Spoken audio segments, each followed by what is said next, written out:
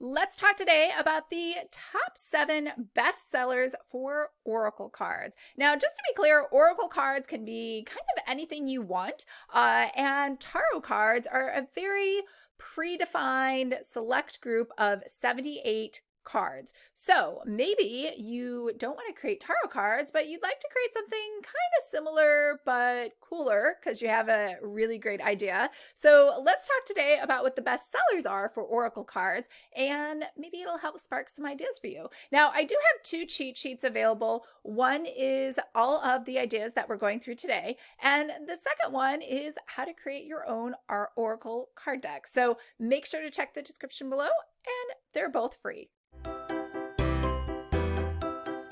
Hi everyone, I'm Lisa, and I help online businesses create beautiful digital downloads using Adobe InDesign. So if this sounds like you or something you might be interested in, make sure to hit the subscribe button below. I post new videos every Monday and Thursday, and I do product reviews on Saturday. So today we're going to go over my top 7 bestsellers. I guess it's not mine, it's the world's top 7 bestsellers for Oracle cards. Make sure to download the cheat sheet over here. I'm down below. That's just a picture of what it looks like. And let's get started. So there are a bunch of different categories. So you want to kind of think when it comes to Oracle cards, they can be anything you want. And I'm not talking about those game cards like Cards Against Humanity. That is totally separate. Game cards are a different thing unto themselves, just like playing cards. And you could create all of these different things, but today we're just going to talk about Oracle cards. So the number one thing is things that you would go to a psychic for, right? Things that you would ask about. The first big one is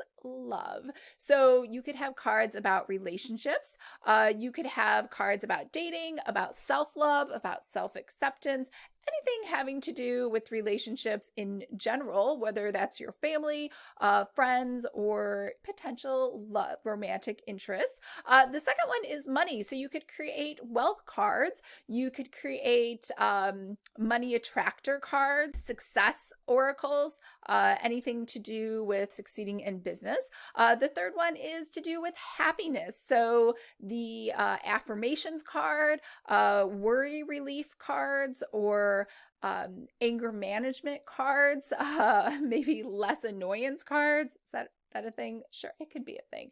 Anything to do with helping people to elevate their happiness. The fourth one is what I call more like your touchy-feely stuff. So maybe some witchy cards, some astrological charting cards, some moon cards to go with the phases of the moon.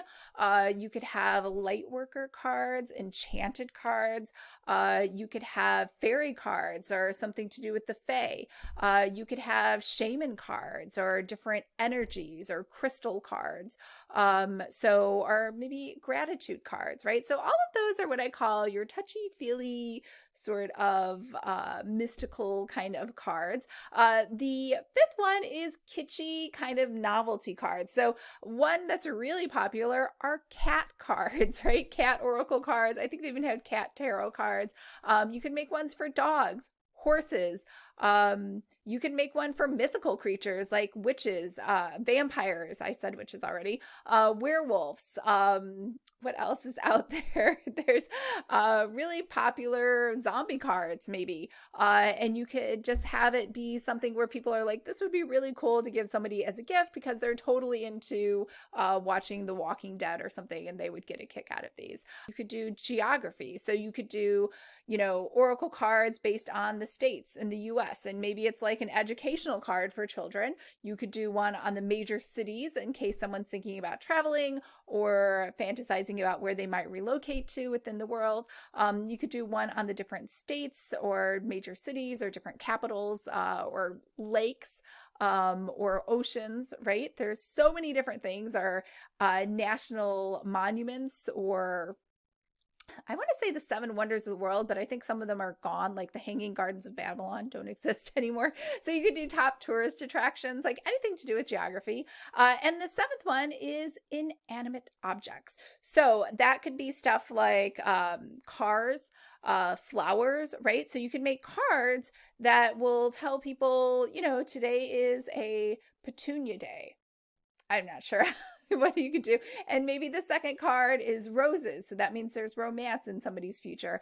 And then the third card could be a yellow carnation, which means there is a big friendship gathering in their future for that day. So there are tons of different things that you could do with oracle cards. And if you cannot think of an idea, you're just not thinking hard enough, or you haven't downloaded my handy dandy list of different ideas. So make sure to do that. Let's go ahead and recap that list really quick. The first one was just think of anything to do with why you would go visit a psychic. So the first was love. The second was money. The third was happiness. The fourth was touchy-feely, mystical kind of stuff. The fifth was novelty, kitschy stuff. The sixth one was based on geography. And the seventh one is just inanimate objects. So I hope that was helpful, got some ideas sparked. I really think cards are going to be like the next thing.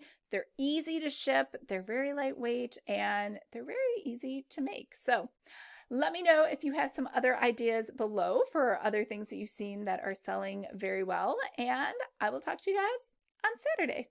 Bye.